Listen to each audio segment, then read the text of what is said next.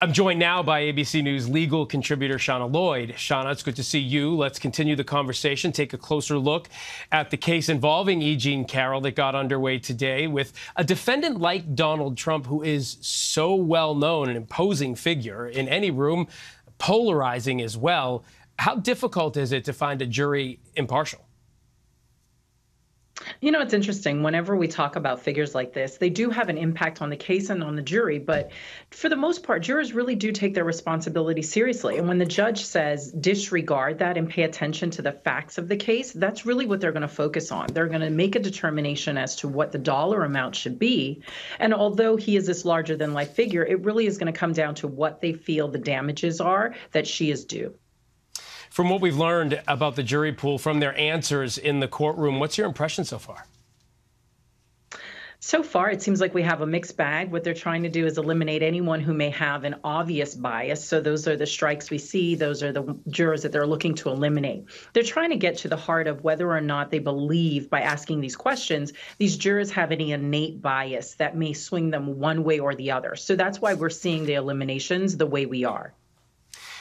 You just heard Aaron talk about it. The former president sitting there in court today didn't need to be there. Why do you think he chose to attend the jury selection process? You know, I think he chose to attend because, good or bad, it may have a sway. I mean, when we're talking about someone who's as well recognized as him, he's going to have some supporters, people who think fondly of him. And so he may feel like having his presence there lends himself to not being possibly on the hook for as much money if he feels like he can sort of impose that sort of presence and personality into these proceedings. The judge stressed to the jurors today that they are not reviewing the verdict in the first case. Their job is entirely about the damages to be awarded here, keeping focus. How hard is it for that jury to separate the crime from the damages in a case like this? You know, jurors always want to look back. They want to say, well, you know, is this a verdict I would have come to? But really, the judge did a good job because what they have to do is really focus on the verdict at hand. The verdict was already found, and they have a responsibility to simply look at damages. What were the damages, the extent of damages, and put a numerical value to that.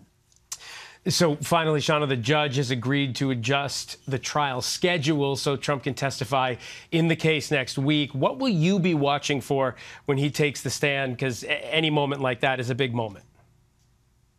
Anytime the defendant takes a stand, it's going to be a big moment. Someone of his stature is really going to look to lend himself credibility to his side of the story, what he believes it should be. He's going to be looking to make an impression on that jury and to bring down those damages as much as he can. So we're going to want to look to see what his arguments are and how persuasive they seem to be with the jury.